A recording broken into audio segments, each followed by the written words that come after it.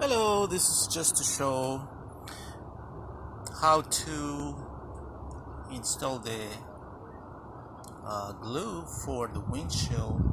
That's the common word for everybody, because if we use another word, the irritant glue, it will be more difficult. But it's just generally the glue, and we apply the glue towards the pinch well of the edge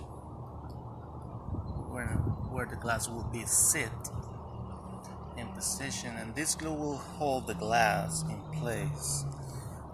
And pretty much after the glue is done, you have like a couple minutes to install the windshield on it. This is for a Toyota Corolla 2017. Really easy. If you have any questions, you can just Google our website www.pacificautoblast.com and let us know your questions. Thank you.